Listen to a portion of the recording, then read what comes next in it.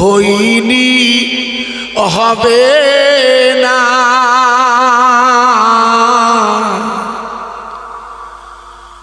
নবী আছে মদিনায়, কবে যাব জানি না। দূর ভারতে আবাস আমার, রাধানগর ফকির পাড়ায়, সবাই মিলে পড়ি দরুদ, যাবে মদিনায়। আল্লাহুম্মা সাল্লি আলা, একটু জোরে বলুন, ওয়া আলা আলি সাইয়্যিদিনা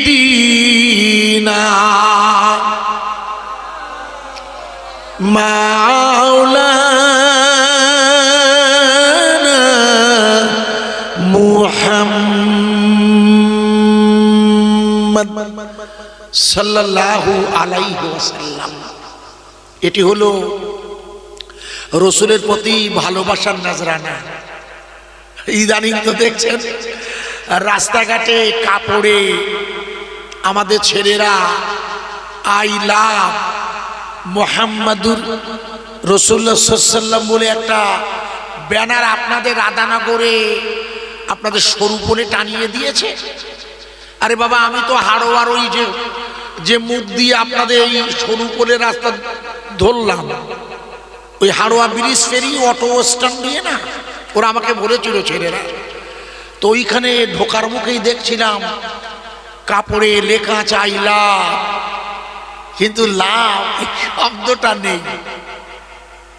ইংরেজিতে LOV মানে হলো শব্দটি, অক্ষরটি হচ্ছে লাভ, একটা বর্ণ। লাভ মানে হলো ভালোবাসা। এ ভালোবাসার রকম ফের আছে। সন্তান তার মাকে ভালোবাসে এক প্রকার, স্ত্রী তার স্বামীকে ভালোবাসে এটা আর এক প্রকার, বান্দা আর এক বান্দাকে ভালোবাসে এটি আর এক প্রকার। কিন্তু আল্লাহ আর রসুলের সাথে ভালোবাসা, ওরা যারা কাপড়ে দিয়েছে দেখবেন ওখানে ওই লাভ শব্দ না লিখে দেখবেন একটা বোটাবিহীন পানের ছবি দিয়েছে। দেখেছেন কি? হ্যাঁ না বলুন। বোটাবিহীন পান দেখেছেন, মানে যে পানটার বোটা নেই। আসলে ওটা হলো বর্তমান বাজারে দেখবেন 2 টাকা দামে বাচ্চাদের একটা লজেন্স কিনতে পাওয়া যায়, লাভ লজেন্স, মাঝখানে কাটি দেওয়া পানের বোটার মতো। দেখেছেন? হ্যাঁ না বলুন।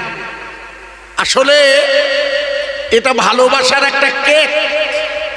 এখন ডিসেম্বর, চারিদিকে কেক বিক্রি করছে কোম্পানিরা ভালোবাসার, কিন্তু আদতে ওই ছবিটা ওটা হলো আমাদের বাম স্তনের এই যে লোকেশনটা, একে বলে সাদার, আমাদের সাদার, এটা আমাদের বুক, এর মধ্যেই আছে কলম। ওটা হচ্ছে এই এলাকার ছবি, ওকে বলা হয় আসলে হার্টের ছবি। ওটা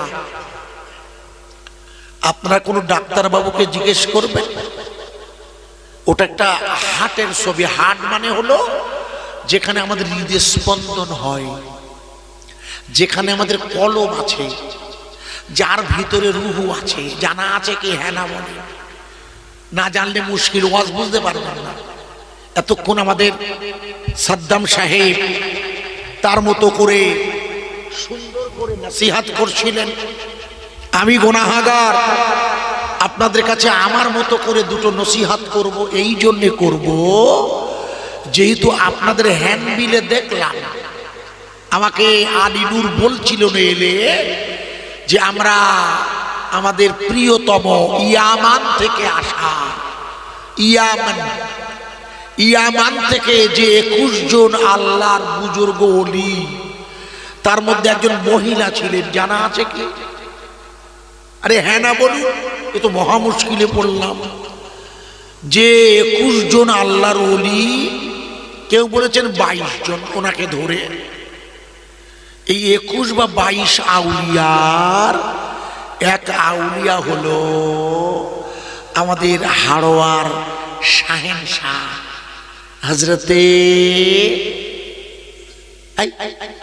নাম ধরো না, গোরা চাঁদে জানে সবাই, আমরা শুধু জানি না, আছেন উনি সবাই জানি হাড়োয়াতে। জোরে বলুন, আরে জোরে বলুন সুবহানাল্লাহ। উনি আছেন কোথায়? হাড়োয়ার নাম জানতো কে? আব্বাসা দিয়ে রে, সবাই জানে গোরা চাঁদ, ইতিহাসে আছে রে, এসেছিল ভারতের জালাল, কি নাম? এই শাহজালাল রহমাতুল্লাহ আলাইহির সাথে। ওনার রওজা কোথায়? আমি শাহজালালের রওজা হচ্ছে সিলেটে, বাংলাদেশে। আমি গেছি প্লেনে, কলকাতা ঢাকা থেকে 20 মিনিট লাগে সিলেট, আর ঢাকা এয়ারপোর্টের নাম হলো শাহজালাল আন্তর্জাতিক বিমানবন্দর। এটি হচ্ছে হযরত শাহজালাল রহমাতুল্লাহ আলাইহির সাথে যে আল্লাহর ওলিগণ এসেছিলেন, তাদের মধ্যে ইনি একজন। আমি পরে আসছি। এই সুন্দর এক মহান বুজুর্গ আল্লাহর ওলি, যিনি আপনাদের কাছে ঈমানের দাওয়াত দিতে এসেছেন। ঈমানের দাওয়াত খুব ভালো করে শুনবেন। আল্লাহর ওলিগণের ঈমানের দাওয়াতের নিয়ত হলো, আমি আমার কলবের দিকে মুতাওয়াজ্জা, আমার কলব জনাব পীর সাহেবের কলবের ওসিলায় আল্লাহ তাআলা আরশে মুআল্লার দিকে মুতাওয়াজ্জা। আল্লাহ তাআলা আরশে মুআল্লা থেকে ওই যে বোটাবিহীন পান, যেটা করে লাভের প্রতীক করে দিয়েছে, কথা বোঝা যাচ্ছে হ্যাঁ না বলুন? ওই যে লাভের প্রতীক, ওরা যে ভালোবাসার চিহ্ন দিয়েছে ওটাকে, ওই ভালোবাসাটা যতক্ষণ আপনি আপনার কলবের মধ্যে না ঢোকাবেন, ততক্ষণ আপনি পূর্ণ মুমিন হবেন না। এই জন্য আল্লাহ পাক তার রসুলের দ্বারা আমাদের জন্য কলবে ঈমানের দাওয়াত দিয়ে কিয়ামত পর্যন্ত যুগে যুগে রসুলের পর নায়েবে নবী হিসাবে পীর গোরা চাঁদের মতো মহান আল্লাহর ওলি এসেছে। নারায়ে তাকবীর। একটু জোরে হবে না ভাই?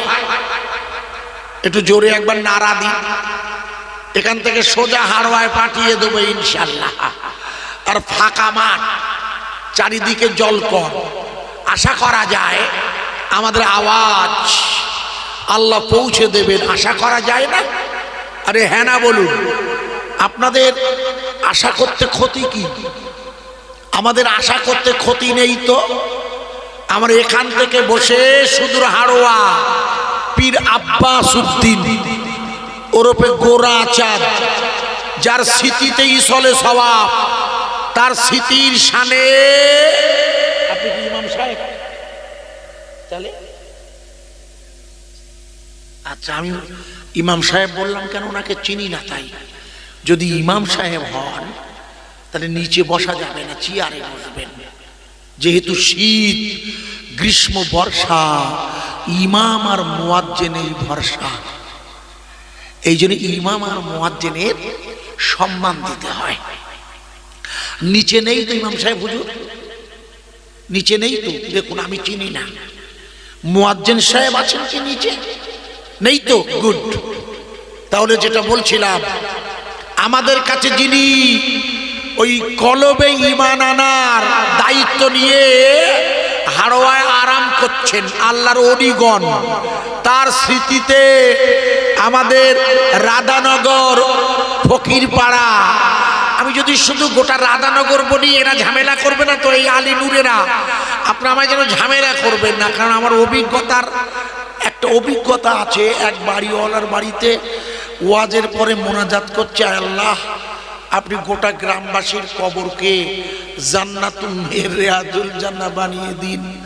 ও এসে মাইক নিয়ে বলছে, দাওয়াত করলাম আমি আমার বাপের জন্য, আর আপনাকে গোটা গ্রামে কে দিতে বলেছে? সেখান থেকে আমি খোঁজ নিয়ে এটা এরা লিখে দিয়েছে, দেখবেন হ্যান্ডবিলে, আর রাধানগর ফকিরপাড়া, কিন্তু সরুপুলেও লেখা আছে পূর্ব রাধানগর, আছে না লেখা? মানে আমি পড়লাম, আমার যতটুকু লেখাপড়া জানা আছে আমি দেখছিলাম, তাহলে সরুপুল পর্যন্ত তো রাধানগরের দৌড় নাকি?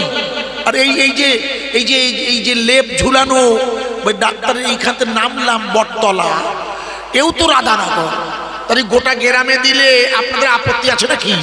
কারণ যেহেতু আল্লাহর ওলিরা সকলের রাসূলগণ নবীগণ, সেই জন্য কেউ ফাঁকি দিয়ে না ইনশাআল্লাহ। নারায়ে তাকবীর। আমি যখন আসছিলাম দেখছিলাম বড় বড় ডেকে এরা কি রান্না করছিলেন, কি রাঁধছিলেন? তাহিরি। তাহিরি মানে জানেন? তাহিরি মানে বিরিয়ানির ছোট ভাই। হ্যাঁ, তাহিরি মানে হলো শুকনো একটু আলু আর গোশ দেওয়া, তাই না? মানে আমার যতটুকু জানা আছে খিচুড়ি একটা প্যাটার্ন, তাহিরি খুব হাই ক্লাস খাবার। বাংলাদেশের যত জলসা করি বা আগামীতে আছে জলসা, আল্লাহ জানেন, যাও তো ওখানে তাহিরি করে, খিচুড়ি করে না। এত টেস্টিং কেন? ওখানে গোশের তো দাম বেশি। কপাল ভালো যে এখনো 200-250 গোশ পাচ্ছেন আপনারা। আমাদের ভারতবর্ষের আসামে, ত্রিপুরাতে 750-700 টাকা কিলো। হ্যাঁ, যে রাজ্যে বিজেপি আছে ওখানে, যেহেতু ওখানে গরু জবাই বন্ধ নয়, কিন্তু এত গরু কম পাওয়া যায়, মুশকিল খুব। আল্লাহ শকর, খেয়ে নেন আমরা ভাঙড়ে, হাড়োয়ায়, সোনপুরে খুবই সস্তায় মেলায় আল্লাহ। এই জন্য এরা তাবারুক বানিয়েছেন আপনাদের জন্য। খাওয়ার আগে একটু যদি পেটটা খালি করা যায়। নারায়ে তাকবীর। আগের চেয়ে জোর হয়েছে ইনশাআল্লাহ। আমি আর একটাবার জোরে বলবো, পীর আব্বাস উদ্দিন ওরফে গোরাচাঁদ রাহমাতুল্লাহ আলাইহির স্মরণে মহান ইসালে সওয়াব। আরো জোরে বলা যাবে না? ফুরফুরা শরীফ। খবরদার, উনি আমাদের মাতা, কিন্তু দাদা হুজুর আমাদের দিন শিখিয়েছে। খবরদার, উনি আমাদের কাছে এসেছেন নিঃসন্দেহে আল্লাহর নিয়ামত, কিন্তু ফুরফুরার মুজাদ্দেদে জামান হলো আমাদের কাছে এক সেরা নিয়ামত, ফুরফুরা শরীফ। জোরে বলবেন ফুরফুরা শরীফ। গোটা রাধানগর গ্রামবাসীর দোয়ার জন্যে হযরতে শাহ আব্বাস উদ্দিন ওরফে গোরাচাঁদের স্মরণে মহান ইসালে সওয়াব হযরতে পীর সাহেব হুজুর কিবলা, হযরতে পীর সাহেব হুজুর কিবলা, আমাদের ইসমো প্রতিমা আলহাজ মাওলানা সাদ্দাম হোসেন সাহেব, সবাই মিলে বলবেন লা ইলাহা ইল্লাল্লাহ, লা ইলাহা ইল্লাল্লাহ, লা ইলাহা ইল্লাল্লাহু মুহাম্মাদুর রাসূলুল্লাহ সাল্লাল্লাহু আলাইহি সাল্লাম। নূর নূর নূর আজি, নূর নূর নূর আজি, নূর এসেছে, আর তারি নূরি চারিদিকে লিখে আলো হয়েছে। আয় আয় কি দেখবি নুরিরি মালা, মা আমিনার কোলে দোলে কামিলিওয়ালা। লা ইলাহা ইল্লাল্লাহ, জোরে ইলাহা ইল্লাল্লাহ, লা ইলাহা ইল্লাল্লাহু মুহাম্মাদুর রাসূলুল্লাহ সাল্লাল্লাহু আলাইহি ওয়াসাল্লাম। কোথায় আছেন প্রাণের নবী? কোথায় আছেন? বাহ, সুন্দর বললেন তো। যেতে মন চায় না, চাইলে হবে, মানে দেখলে হবে। খরচা আছে প্রায় 7 লাখ। ওরে বাবা, শুনলে মাথা ঘুরে যায়। এর আগে তবু ভর্তুকি দিত সরকার, এখন কিচ্ছু দেয় না, যার ফলে পশ্চিমবঙ্গের হজের কোটা পড়ে না। এবছর 5,000 হাজিও হয়নি, যদিও 18,800 হলো কোটা। পশ্চিমবঙ্গের হজ করবেন 18,800, কিন্তু হ্যাঁ কোটা 5,000 পড়েনি এবছর। শুনে নিন, 4,000-এর কাছাকাছি। এত কম, অনেকটা টাকা তো মন চাইলেও সম্ভব হয় না। কারণ হজ হলো আল্লাহর এক খাস দাওয়াত। এই জন্য হজের ফয়সালা হলো জান্নাত। জোরে বলুন, হজের ফয়সালা কি? এই জন্য আল্লাহ পাক যাদের মেহমান হিসেবে ডাকবেন, এটা আল্লাহর খাস রহমত, তিনি যাবেন। আল্লাহর মঞ্জুর না হলে হবে না। এই জন্য আমি আপনাকে মন চাইলেও যেহেতু যেতে পাচ্ছেন না, তাই আমরা হলাম আহলে সুন্নতুল জামাতের আকীদায় বিশ্বাস করি। কোন জামাত? আহলে সুন্নাতুল জামাত। বুঝ রাখুন, আহলে সুন্নতুল জামাতের আকীদা হলো মানে বিশ্বাস। আকীদা মানে বিশ্বাস, ঈমান। আহলে সুন্নতুল জামাতের আকীদা হলো আল্লাহ যদি চায়, আল্লাহর নবী এই রাধানগরে পীর আব্বাসউদ্দিন ওরফে গোরাসাদ হুজুরের ইসলে সবে আল্লাহর নবী হাজির হয়ে যায়। জোরে বলুন, কোথায় আছেন প্রাণের নবী? কোথায় আছেন জি? কেন এখন আর মদিনা বলছেন কেন? আমরা বিশ্বাস করি রাসূল এখানে হাজির হয়ে যান। আশ্চর্য, আপনারা এত কষ্ট করে বোঝাচ্ছি কেন? 7 লাখ টাকা লাগবে না, আল্লাহ যদি চায়। তার রাসূল আল্লাহ হাবিব কোথায় আছেন প্রাণের নবী? আমাদেরকে ছাড়িয়া আপনি বিনা কি লাভ হবে? এ ধরাতে বাঁচিয়া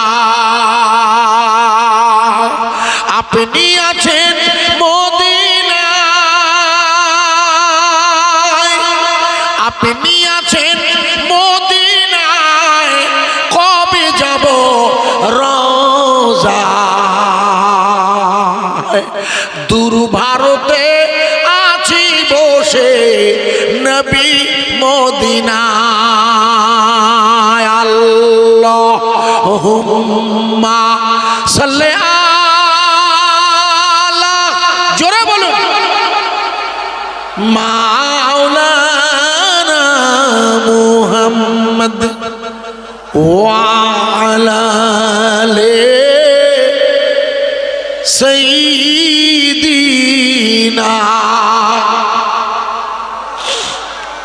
মাওলানা মুহাম্মদ সাল্লাল্লাহু আলাইহি ওয়াসাল্লাম। আউযু বিল্লাহি মিনাশ শাইতানির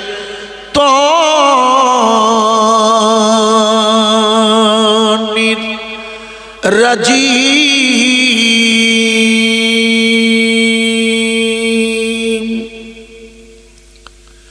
বিসমিল্লাহির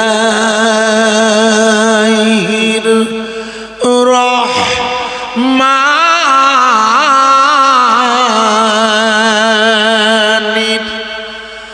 রাহিম।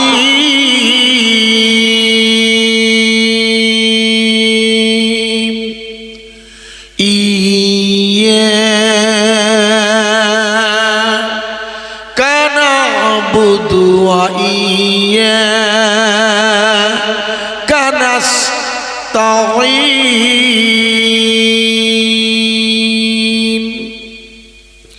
সম্মানিত আমাদের রাধানগর এই মহল্লার জামে মসজিদের শুধু ইমাম সাহেব ভাইজান, সম্মানিত আমার আগে এবং আমার পরে আমন্ত্রিত ওলামা হজরতগণ, আমি গুনাহগার বসিরহাটের ইটিন্ডা উত্তর 24 পরগনা একেবারে বাংলাদেশ বর্ডারের লাগোয়া আল্লাহ পাকের মঞ্জুর হয়েছে আপনাদের এই পবিত্রতম ইসলে সবে কিছু কথা রাখার মানুষে কোরআনুল কারীমের ছোট্ট একটা আয়াত যেটা আপনাদের সকলের চেনা যায়। এটাকে সবাই চেনেন না? আরে হ্যাঁ না, নামাজ পড়ুন আর না পড়ো এই আয়াতটা চেনে, সবাই চেনে। আয়াতে কারিমাটা হলো কোরআনুল কারীমের লিখিত রূপের প্রথম সূরা, নাজেলকৃত নয়। কোরআনুল কারীমের লিখিত রূপের, কোরআন লেখা হয়েছে পরে, নাজেল হয়েছে কোরআন রসুলের কলবে, ভালো করে মনে রাখবেন। এই জন্য আমাদের ঈমান টানতে হবে কলবে, খুব ভালো করে বুঝবেন। আর এই ঈমান আনানোর জন্য আপনাকে আল্লাহর ওলি সোহবতে যেতে হবে। আমার কথা কি বোঝা যাচ্ছে? আগে হ্যাঁ না বলুন, তাহলে ওয়াজ মুশকিলে পড়ে যাব।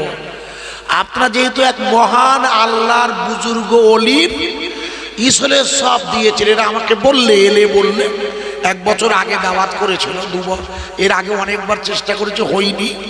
5ই ফাল্গুন আপনাদের জালসা হতো বলছিল এরা, আমার অত মনে থাকে না। প্রিয় ভাই সব, আমি চেষ্টা করছি আপনাদের কাছে খুব মন দিয়ে বোঝানোর। কেন চারিদিকে ওই যে প্লাকেটে ওই যে পানবিহীন বোটাবিহীন পানের ছবি দিচ্ছে, ওটা তো ভালোবাসার নাজরানা। কিন্তু কিছু মনে করবেন না, এই যে ভালোবাসাটা ওরা যে প্লাকেটে দিয়ে দিয়েছে, ওরা কতটা ভালোবাসে আপনার উত্তরপ্রদেশে গেলে দেখলে বুঝতে পারবেন। উত্তরপ্রদেশে যেখান থেকে আন্দোলনটা শুরু হয়েছিল, ওখানে পুলিশ এটা নিয়ে বাইরে বার হলেই, মিছিল করলেই গ্রেপ্তার করছে। আমার কথা বোঝা যাচ্ছে কি? গ্রেপ্তারের ভয়ে ইদানিং দেখবেন ওই আই লাভ মোহাম্মদুর রাসূলুল্লাহের স্লোগানটা আমাদের দিকে ছড়িয়ে পড়েছে বটে, কিন্তু মূল যেখানে সেখানে এখন আর নেই। আমার কথা বোঝা যাচ্ছে কি? কেন? যেহেতু পুলিশ প্রশাসন টেক আপ করছে, আপনাকে অ্যারেস্ট করবে, তার মানে ভয়, আতঙ্ক। আল্লাহ শকর পশ্চিমবঙ্গে এখনো আতঙ্কটা নেই, যার ফলে এখানে প্রকাশ্যে মিছিল মিটিং বলা যাচ্ছে সব বিষয়। এটা বাস্তব বলছি, ভুল বুঝবেন না। কিন্তু ঈমান ওয়ালারা ন্যাচারাল যারা ওই ছবি দিয়েছে, তারা কখনোই কোনো রাজনৈতিক নেতা, কোনো ব্যক্তির কাছে মাথা নত করতে পারে না। এই জন্য আমাদের শিখতে হবে ইয়্যাকা না'বুদু, আমরা ইবাদত করব কার? আরে জোরে বলুন। আপনি আকাশের দিকে দেখাচ্ছেন কেন আব্বা? আপনার দোষ নয়, অনেক জায়গায় দেখায়, আপনি একা নন। আসলে আল্লাহ আছেন নাহানু আকরাবু ইলাইহিম মিন হাবলিল ওয়ারিদ। ওই যে উপরে ডাইনে বাই নয়, আল্লাহ বলছেন আমি তোমার ঘাড়ের মোটা যে রক মেরুদণ্ড। আল্লাহ বলছে আপনি আমি এদিকে ওদিকে খুঁজছি, কি পাগলা, আপনার দোষ নয়। এই জন্য আল্লাহ হচ্ছে সর্বক্ষণ হাজির নাজির। আল্লাহ কি বলুন, সর্বক্ষণ বলয়। কারণ আল্লাহ যদি সর্বক্ষণ হাজির নাজির, এটা আপনি মানতে পারেন নয়, এটা বাস্তব স্বীকার করতে হবে, এটা ঈমান। তাহলে কোনো ঈমানদার আল্লাহ হাজির নাজির জেনে সে কখনো নামাজ কাজা করতে পারে না। আমার সাদ্দাম বছর নেল পালিশ পরে কোরআন তেলাওয়াতের কথা বলছিল, মেয়েদের বা বিভিন্ন সব বলছিল। আমার কথা বোঝা যাচ্ছে কি? হ্যাঁ না বলবেন ভালো করে। কোনো মহিলা তার শরীর আলগা রাখতে পারে না যদি সে বিশ্বাস করে আল্লাহ আমায় দেখছে। আমার কথা বোঝা যাচ্ছে কি? হ্যাঁ না বলবেন। যেহেতু ও আপনাদের কাছে বলে গেছে, আমি ক্লিয়ার করে দিই। উনি ওনার মতো বললে, কিন্তু প্র্যাকটিক্যালটা হলো, বাস্তবটা হলো আমাকে রাখতে হবে মাথায় আল্লাহ আমার সব দেখছেন। এই জন্যে যেহেতু মালিক দেখছে, এই জন্যে আমার কোনো অন্যায় কাজ, একটু জোরে বলুন, কোনো অন্যায় কাজ করা যাবে না। এর জন্য ওয়াজ লাগে না, এর জন্য বক্তা হতে হয় না। আমার কথা বোঝা যাচ্ছে কি? এ তো আপনার নিজস্ব জ্ঞান আসবে। তাই তো আল্লাহ আমায় দেখছেন। যে আল্লাহ কি ঘুমায়? দাদা হুজুর বলছে, দেখুন, হাসবি রাব্বি জাল্লাল্লাহ। এটা জানে, এটা জানা আছে। এটা প্রথম গেয়েছিল কে? দেখো দেখি, এই পৃথিবীটাকে প্রথম গায় ফুরফুরা শরীফের মুজাদ্দেদে জামান আমিরুশ শরিয়াত দাদা হুজুর কিবলা প্রথম গান। ইদানিং নেটে দেখবেন মেয়েরা গাইছে, দেখবেন হাসবি রাব্বি জাল্লাল্লাহ, মেয়েরা গাইছে না? আরে বাবা, মেয়েরা তো এটা গাইছে, আশ্চর্য হয়ে যাবেন। মেয়েরা বলছে দে দে দে দে দে দে, পাল তুলে দে, পাল তুলে দে, হেলা করিস না, জিয়ারাতে যাব আমি সোনার মদিনা, পিছনে কালী ঠাকুরের মূর্তি, ও মদিনায় যাবে, মেয়ে ছেলে গজল গাইছে, ঠিক না বেঠিক?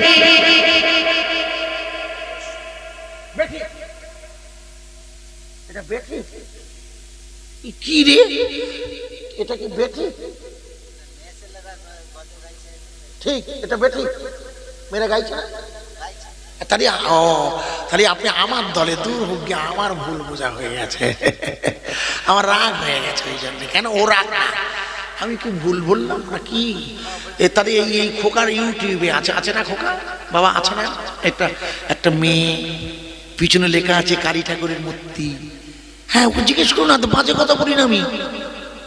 আশ্চর্য, একেবারে স্পটে গাইছি, হাতে মাইক নিয়ে, দে দে দে দে দে, হেলা করিস না।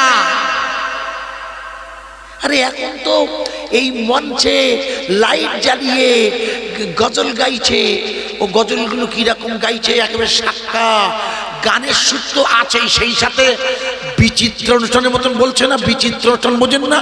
ছেলে মেয়ে ডুয়েট গাইছে রঙিন আলো দিয়ে, মুঝকো পিলা দে।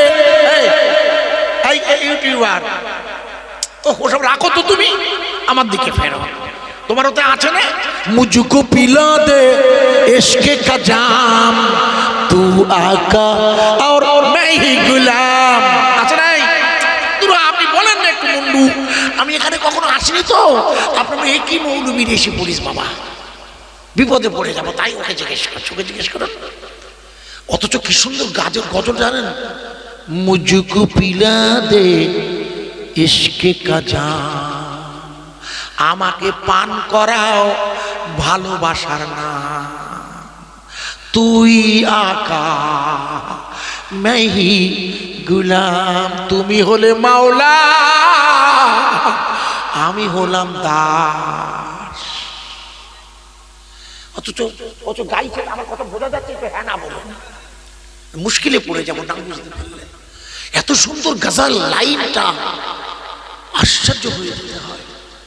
ইদানিং দেখবেন দুটো গজল বাজারে 90 ভাগ আলেমরা গাইছে, 90 ভাগ। আমি দুটো গজল গেয়ে দিচ্ছি, দেখবেন যিনি গজল দুটো গেয়েছেন তার নামও বলবো, তিনি কত কষ্ট করে গেয়েছেন আর এরা কি করছে দেখুন। গজল প্রথমটা শুনুন। ও গো চাঁদ তুমি বলো আমার নবীজি কোথায়, কোথায় গেলে পাবো তোমাকে পাক নবীজির রওজায়। ও গো আসে না বাজারে, হ্যাঁ না বলা, 90 ভাগ আলেম ওলামারা গাইছেন, 90 ভাগ। তারপর আর একটা দেখুন, সবাই গাইছে বলে গাইছে বোঝানোর জন্য। জন্ম নবীর দেশে, এইবার আপনি আমার সাথে আল্লাহ আপনার ভালো করুন। বক্তা গাইছে জন্ম নবীর দেশে বলিয়ে সেরিয়ে দিচ্ছে, আরে বলছে দেখো হলে হাসেন কেন, হাসেন কেন, আমি বুঝাচ্ছি। বক্তা বলছে জন্ম নবীর দেশে, ও বলছে হলে কেমন হতো, কি আশ্চর্য। অথচ যিনি এই গজলগুলো গেয়েছিলেন কোনটা কোনটা, হাসবি রাব্বি জাল্লাল্লাহ, এই প্রথম গজলটা গিয়েছিলেন ফুরফুরা শরীফের মুজাদ্দেদে জামান আমিরুশ শরিয়াত দাদা হুজুর কিবলা।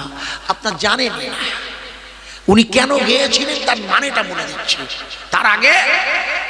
তার আগে যে দুটো গজল আমি গেয়েছি, এ দুটো গজল এখন বাজারে গানের সুরে চলছে।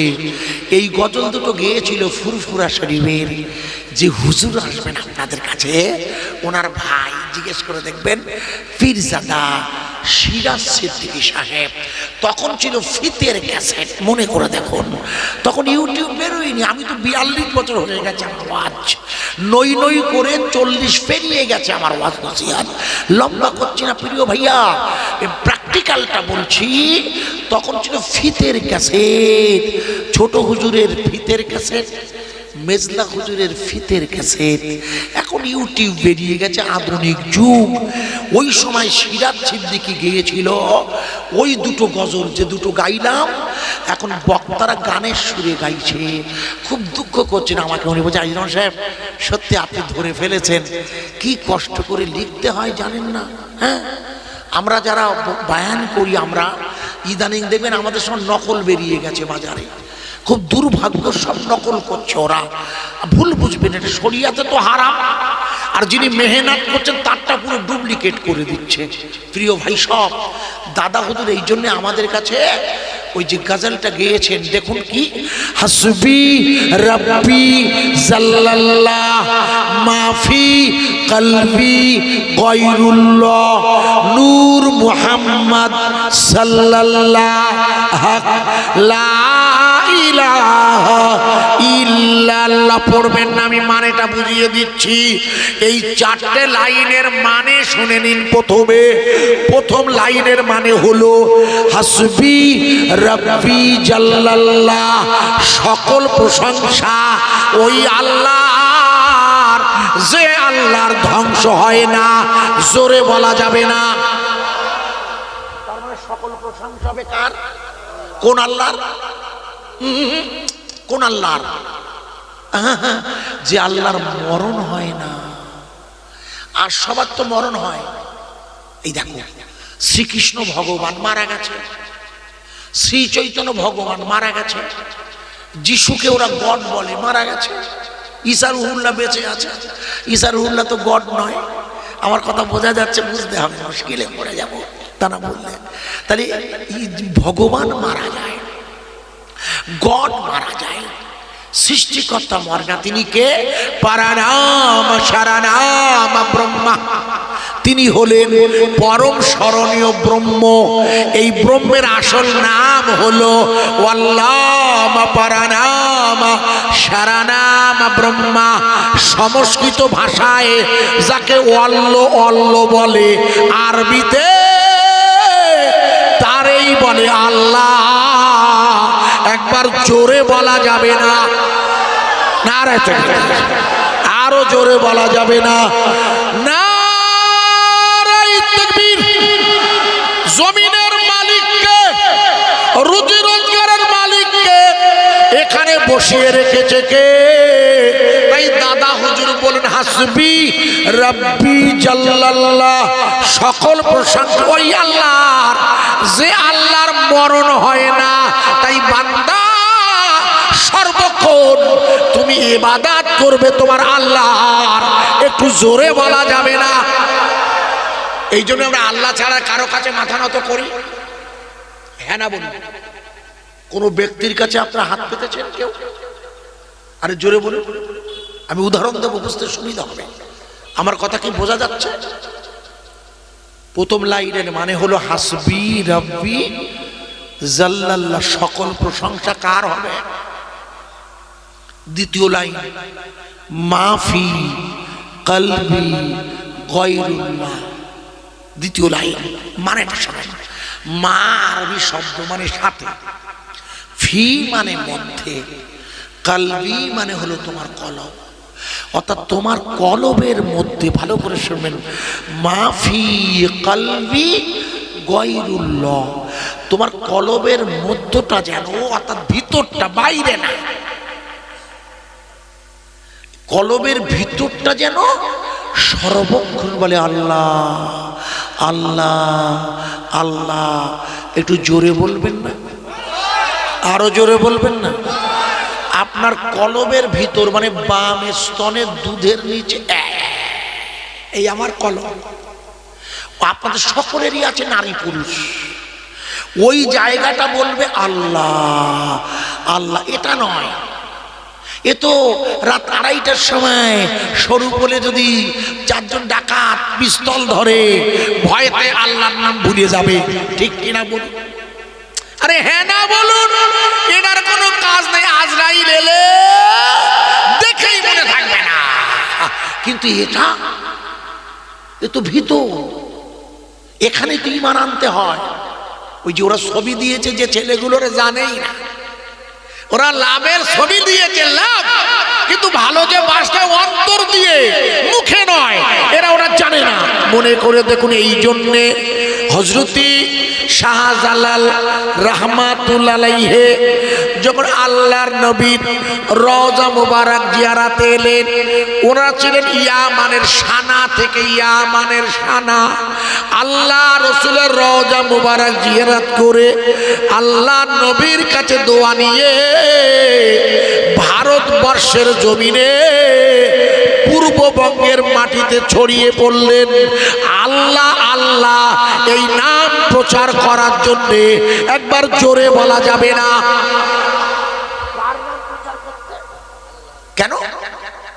কেন? যেহেতু তখন খুব ভালো করে মনে করে দেখুন, তখন ভারতবর্ষে ঈমানের কলেমার প্রচারের জন্য আল্লাহ পাক এনাদেরকে নিযুক্ত করেছিলেন। এরা এরা আল্লাহর তরফ থেকে নিযুক্ত, এরা আল্লাহর খাস মেহমান। আল্লাহ পাক এনাদেরকে ভারতবর্ষের জমিনে, কেন ইতিহাস খুলে দেখবেন, আপনার যতটুকু লেখাপড়া জানেন, বেশি জানার দরকার নেই। আপনারা মনে করে দেখুন, গরিবে নওয়াজ খাজা মঈনুদ্দিন চিশতি আজমিরি যখন ভারতে এসেছিল, ইতিহাসটা একটু মনে করে দেখুন। উনি যখন ভারতে এসেছিলেন, আপনাদের মনে নেই, খাজা বাবা মনে করে দেখুন, সেদিন ছিল দিল্লির রাজা, নাম তার খাড়া রায়, মুখস্থ করেন। কি নাম? জোরে বলুন। আর আর আর মনে করে দেখুন, জায়গাটার নাম হলো, আপনারা সবাই জানেন, এই জন্য আপনাদের নামটা শোনাচ্ছি, জানেন না বলে অস্বীকার করবেন না। জায়গাটার নাম ছিল দেবালয়। কি নাম? জোরে বলুন। দেবতাদের আলয়কে বলা হয় দেবালয়। দেবতাদের আলয় মানে যেখানে ঠাকুর থাকেন, ঠাকুর বাড়ি। বোঝা যাচ্ছে কি? হ্যাঁ না? ওই জায়গাটার নাম হচ্ছে দেবালয়। ওই দেবালয়ের রাজা তখন ইতিহাস খুলে দেখবে, এর নাম রাজা রাজা চন্দ্রকেতু। আপনার জানা আছে কিনা জানি না, আমি লিখে দিয়ে যাচ্ছি, লিখে নিন। আমি এমনি ইউনিভার্সিটি থেকে 2 সাবজেক্টে এমএ পাস, কলকাতা বিশ্ববিদ্যালয়ের। এই জন্য ওয়াজটা একটু মাথায় নেবেন, উপকার হবে। আপনারা মনে করে দেখুন, মনে নেই পৃথ্বীরায় যখন ভারত এসেছিলেন ভাই, আর খাজা বাবা তখন দিল্লির রাজা ছিলেন, কে বলেছিলাম? হ্যাঁ, আর আজমেরের রাজা ছিল পৃথ্বীরায়। আজমেরের রাজা ছিলেন পৃথ্বীরায়, আর দিল্লির রাজা ছিলেন খাড়া রায়। মুখস্থ করুন। উনি যখন দিল্লিতে আসেন তখন ছিল আসরের সময়, গরিবে নওয়াজ। উনি দিল্লিতে এসে আসরের সময় আজান দিচ্ছেন একা একা, আল্লাহু আকবার। মনে করে দেখুন, তোমার মাইকের আওয়াজ ঠিক আছে? ঝাঁঝরা মতো হচ্ছে, বলে দেখবে বাইরে গিয়ে। আল্লাহর গরিবে নওয়াজ খাজা মঈনুদ্দিন চিশতি আজমিরি যখন আজান দিয়েছিল দিল্লিতে দাঁড়িয়ে, মনে করে দেখুন, খাড়া রায়ের লোকজন, খাড়া রায় চারিদিক দিয়ে তলোয়ার নিয়ে গিয়ে এসেছিল, বড় বড় লোহার, এই আপনার লোহার বড় বড় অস্ত্র শস্ত্র নিয়ে। কিন্তু অবাক করা কাণ্ড, ওরা এত পরিমাণ লোহার পরমা ছুঁড়ে মেরেছে, এক টুকরাও খাজা বাবার গায়ে লাগে না। জোরে বলুন, খাজা বাবা, বাবা খাজা। এনাকে ভারতে পাঠিয়েছিলেন কে? আল্লাহ। কি জায়গায় ওয়াজ করছি? আল্লাহ রসুল পাঠিয়েছেন। আল্লাহু আকবার, আল্লাহু আকবার। আল্লাহ রসুল পাঠিয়েছিলেন। ওনার পীরের নাম ছিল পীর ওসমান হারুনি। মুখস্থ করে যখন উনি এসেছেন মদিনা শরীফে রসুলের রওজা জিয়ারাতে, রসুল, ওসমান তুমি মহিউদ্দিনকে বলে দাও ভারতে যেতে। ঠিক যেমনি শাহজালাল রহমাতুল্লাহ আলাইহি, ওয়াজ বোঝা যাচ্ছে? তুমি চলে যাও ভারতে। আপনার মনে করে দেখুন, আপনাদের মনে নেই বলে মনে করিয়ে দিচ্ছি, আপনাদের মনে থাকে না। এদের 22 জন একটা দল, 21 থেকে 22 বলা হয়েছে। এই দলে একজন মহিলা ছিলেন, একজন মহিলা। ইনি ছিলেন পীর আব্বাস উদ্দিন ওরফে গোরাচাঁদের বোন। এনার রাউজা হচ্ছে বসিরহাটের। আমাদের বাড়িতে যেতে গেলে খোলাপাতা বলে একটা স্ট্যান্ড পড়বে, আমি যাবো, ওই রোড দিয়ে আমাদের যেতে হয়। যখন ওই বাড়ি যাই, খোলাপাতা থেকে বাদুড়িয়ার দিকে 3 কিলোমিটার গেলে জায়গাটার নাম লেখা পাবেন, কিন্তু জায়গাটা ওখানে নয়, জায়গাটার নাম তারাগুনিয়া। ওখানে ওনার রওজা আছে। মহিলা আল্লাহর ওলি, যেমন হজরতে হাসান বাসরির প্রিয় মুর্শিদা ছিলেন আমাদের রাবেয়া বাসরি, যেটা সাদ্দাম বলছিল। রাবেয়া বাসরি ছিলেন হাসান বাসরির প্রিয়তমা এক আল্লাহর ওলির মুর্শিদ। হাসান বাসরি ছিলেন মুর্শিদ, আর মা রাবেয়া বাসরি ওনার মুরিদ। কিন্তু এমন একটা আধ্যাত্মিক জগতে মা রাবেয়া বাসরি উঁচু মার্গের হয়ে গেছিল, যদি শূন্যে উড়ে নদীতে নামাজের পাটি বিছিয়ে শূন্যে ভেসে ভেসে নামাজ পড়তেন।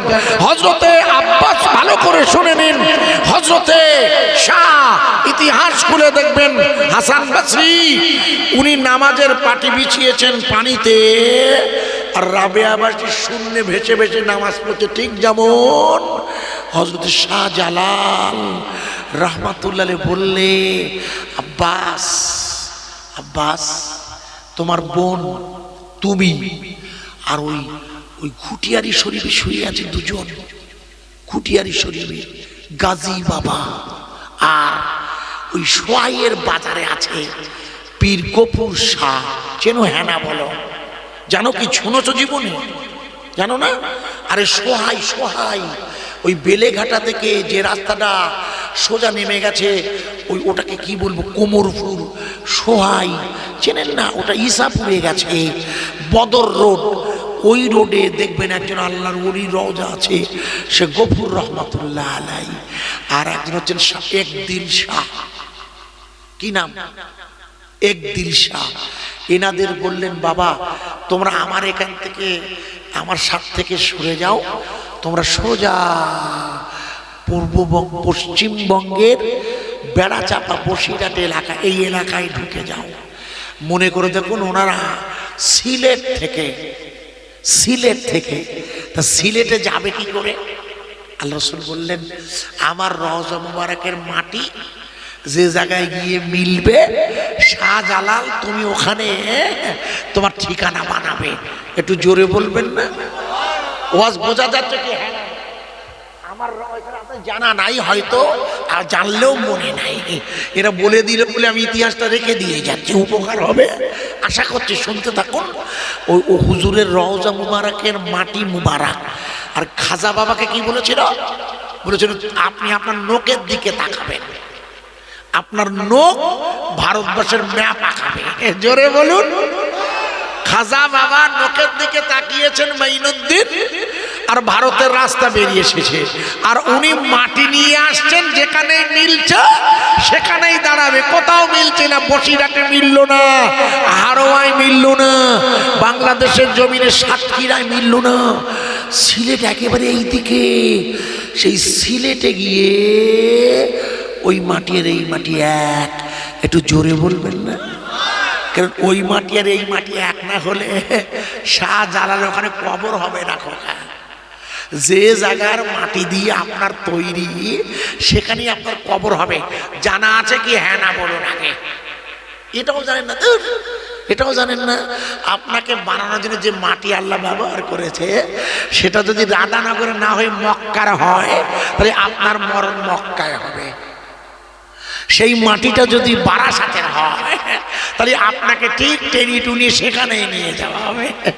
আমার কথা বোঝা যাচ্ছে কি? আল্লাহ রাসূল বললে এই মাটিটা মিলিয়ে দেখবি, শাহজালাল যেখানেই মিলবে সেখানেই হবে তোমার আস্তানা। আর মঈনুদ্দিনকে বললে তুমি এক রাজার দরবারে যাবে, তৎকালীন সময়ে যেটা ভারতবর্ষের মাঝখান ছিল, মনে করে দেব দিল্লি ছিল তৎকালীন সময়ে, বর্তমানেও ভারতের মাঝখান। আর ওইখানকার রাজার নাম ছিল খাড়া রায়। তুমি ওইখানে দাঁড়িয়ে আজান দেবে। উনি প্রথম আজান দিয়েছিল ভারতবর্ষে। একটু জোরে বলবেন না? আচ্ছা, ও আজান চলবে না, বন্ধ হবে? আরে জোরে বলুন। আরে এরা বলছে চলবে না। এখন যারা কেন্দ্রে ক্ষমতায় আছে, এরা তো কোনো অবস্থাতেই আজান আমাদের দিতে চাইছে না। আমরা যা হোক করি এখনো টিকিয়ে রেখেছি। আশা করা যায় আল্লাহ আমাদের উপরে তার, কি হলো তোর মাইক দেখ, আল্লাহ আমাদের উপর তার রহম করবেন। তার কারণ হলো মসজিদে বাবরিটা কার ঘর? আরে চিল্লে বলুন, আরো জোরে বলবেন না? হাড়োয়ায় পীর সাহেব হুজুরের রওজার পাশে 4 তলার মসজিদটা কার ঘর? ওটা এসেছিল কিভাবে জানেন? মসজিদ কিভাবে এসেছিল পৃথিবীতে জানেন? হ্যাঁ না বলেন? তাহলে আমাকে খাটতে হবে, আমাকে আবার খাটতে হবে আপনাদের জন্য। আপনার মনে করে দেখুন, ইব্রাহিম আলাইহিস সালাতু ওয়াস সালাম, ইব্রাহিম আলাইহিস সালাতু ওয়াস সালাম, আল্লাহ বলেন ইব্রাহিম আপনি আমার কাবাটাকে একটু সুন্দর করে বানিয়ে দেন। কে বললেন? কি বানাতে বললেন? কাবা। কেন? নূহ নবীর জমানার প্লাবনে কাবা ভেঙে গেছিল। যে কাবায় আপনি হজে যাবেন, উমরা হজে যাবেন বা হজে, ওই কাবা নূহ নবীর জমানায় ভেঙে যায়। কোন নবী? ওনার কবর কোথায়? কোথায় দেখো দিদি, জানো না? তা আমি জানিয়ে দিচ্ছি, যাবেন একবার। ওনার খবর হচ্ছে ভারতবর্ষের হরিয়ানায়। হয়তো মুশকিল। লেখো লেখো লেখো কাকা, চাচা লেখো। নোয়া নামা পারানাম শারানাম ব্রহ্মা ওম নমস্তাস্যায় নমঃ নমঃ। কিছু বুঝতে পারছেন? পারবেন? আমার ওয়াজ বোঝা মুশকিল, আমি চেষ্টা করছি। নোয়া নামা পারানাম শারানাম ব্রহ্মা, এই পৃথিবীর জমিনে একজন নবী এসেছে যার নাম নোয়াহ। মনে করে দেখুন, তিনি একমাত্র নবী যিনি কিস্তিতে করে তার উম্মতকে বাঁচিয়েছে। এই জন্য ওনাকে কিস্তিওয়ালা নবী বলা হয়, কিস্তিওয়ালা নবী। আর বেদের মধ্যে পড়ে দেখবে পৃথিবীতে একজনই কিস্তিওয়ালা নবী এসেছে, বেদের নাম রাখা হয়েছে নোয়াহ। আমাদের কাছে যিনি নবী নূহ, বর্তমানের হরিয়ানায় একটা শহর আছে, নাম হলো তার নূহ। আছে কি না জানো? হ্যাঁ না, ওখানে শহর আছে, নাম তার নূহ, দন্ত নয় দীর্ঘ হ, নূহ। ওই শহরে একটা কবর পাওয়া গেছে আব্বা। কবরের গায়ে লেখা আছে কিস্তিওয়ালা নবীর কবর। একটু জোরে বলবেন না? আরো জোরে বলতে পারেন না? ঐতিহাসিকরা বলেছেন এটা হচ্ছে মহাপ্লাবনে, বন্যায় যে নবী তার উম্মতদের বাঁচিয়েছিল, সেই নবীর রওজা মোবারক। একটু জোরে বলুন।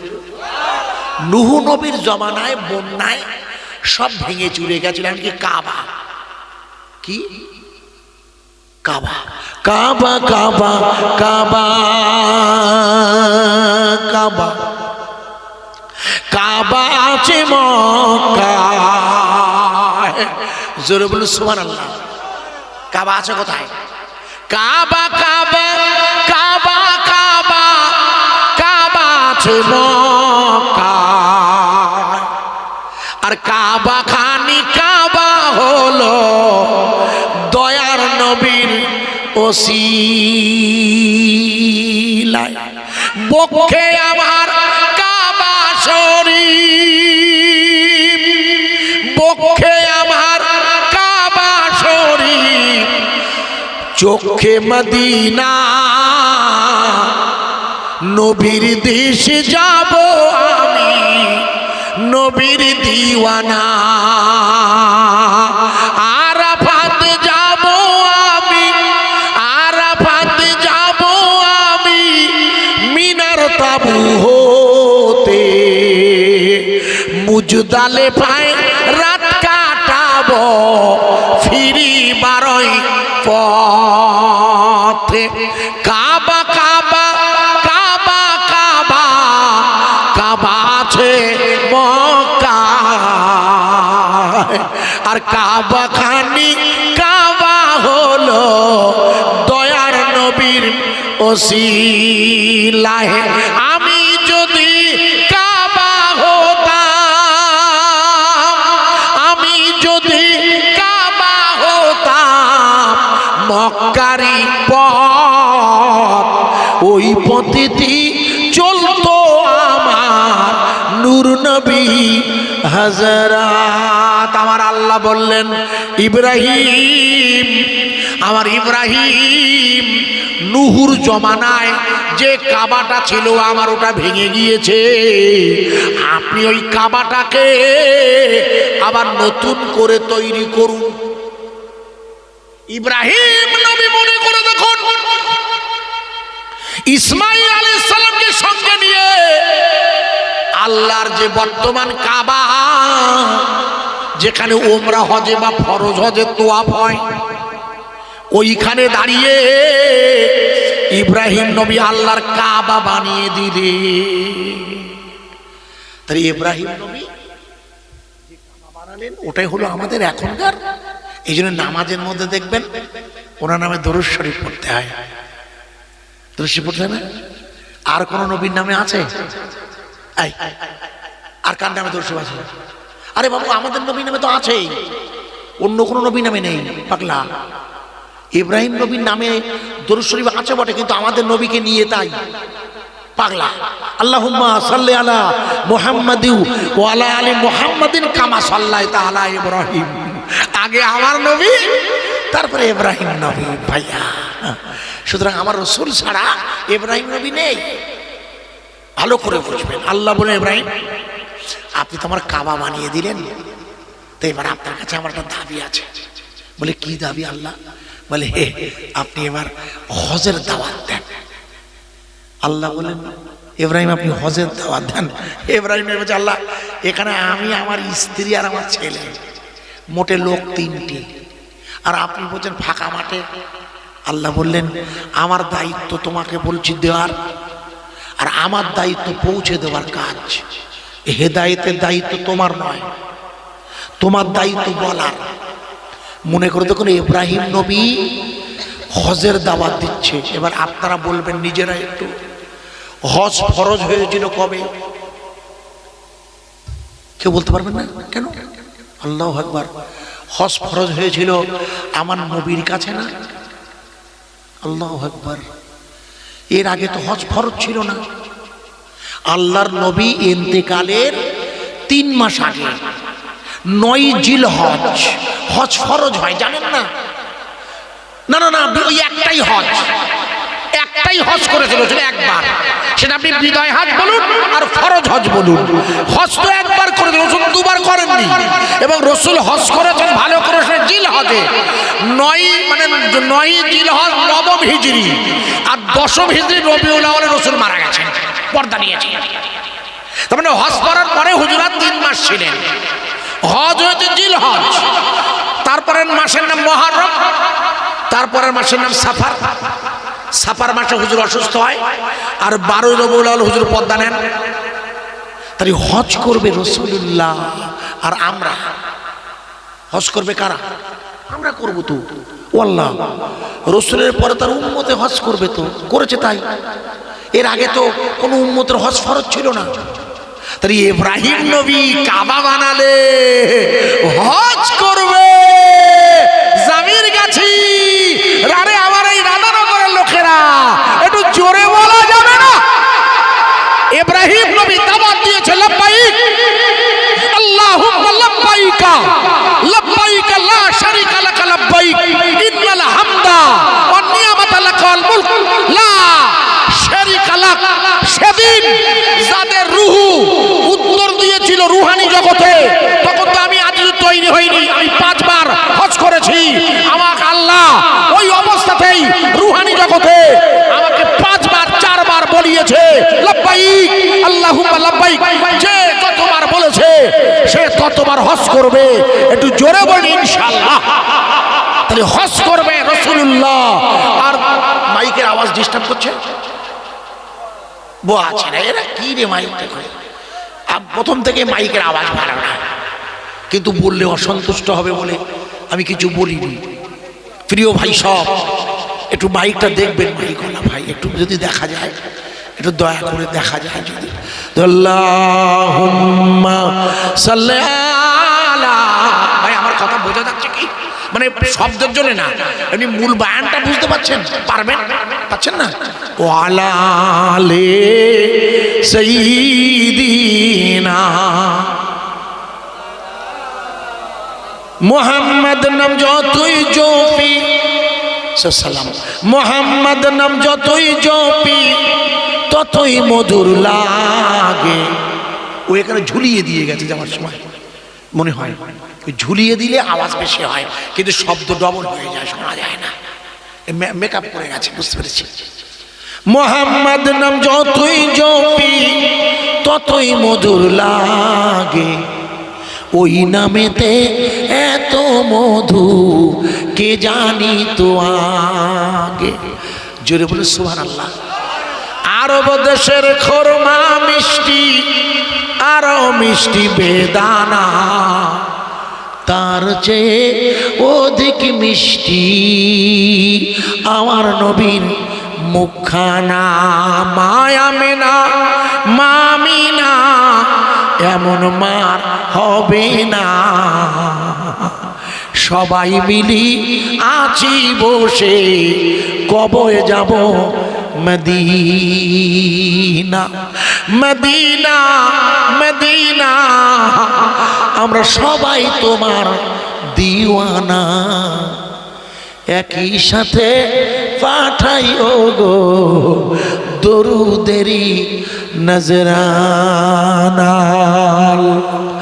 হুম্মা সাল্লি আলা মাওলানা মুহাম্মদ সাল্লাল্লাহু আলাইহি ওয়া আলা আলি সাইয়্যিদিনা। আমার ভাইয়ের, আমার বন্ধুরা, এই কোথায় ছিস তুই? এটা খসখসে তোর দেখ কি হচ্ছে।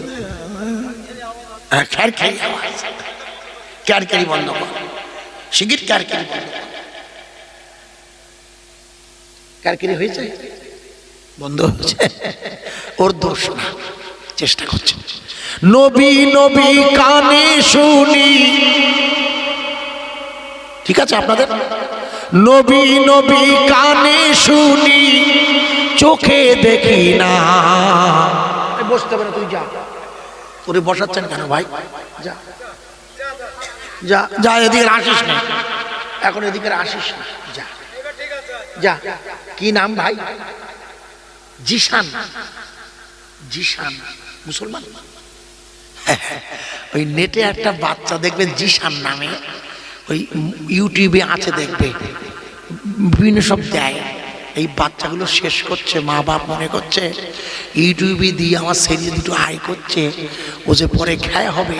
আপনারা জানেন না, ইদানিং দেখবেন ইউটিউবে পেশাব করতেছে, তাও দিচ্ছে। হাসবেন না, বাস্তব বলছি। পায়খানা করতেছে, তাও দিচ্ছে ইউটিউবে, আর আমরা দেখছি। হাসবেন না। এই তোর নাম জিশান, তুই আমাদের পার্টি, আল্লাহ তোর ভালো, চুলগুলো কাটিস। হ্যাঁ, হাসেন না। এত বড় চুল লাগিয়েছিস কেন? মরবি। জিশান বাব্বস। ভাইয়ের আমার, ভুল বুঝবেন না, আমি একটু বলছি বড় ভাই। বড় ভাই কেন? আমার না দিতে হবে বয়স, বুঝলেন? যেটা বলছি না, মনে করে দেখুন, আল্লাহর নবী ইব্রাহিম আলাইহিস সালাতু ওয়াস সালাম, ওয়াজ ভুলে গেলে মুশকিল। আল্লাহর নবী ইব্রাহিম আলাইহিস সালাতু ওয়াস সালাম আল্লাহকে বললেন, আল্লাহ লোক নেই, জন্যই। মনে করে দেখুন, উনি হজের দাওয়াত দেওয়ার পরে আল্লাহ এবার ওনার কাছে দাবি করছে, ইব্রাহিম আপনি তাহলে আমার আর একটা দাবি পূরণ করুন। ইব্রাহিম নবী খুব বুদ্ধিমান ছিলেন। কেন বলুন তো? উনি এমন একজন নবীর এমন এক জমানায় ছিল, তখনকার রাজাটা ছিল খুব খতরনাক, নাম তার নমরুদ। গোটা পৃথিবীর রাজা।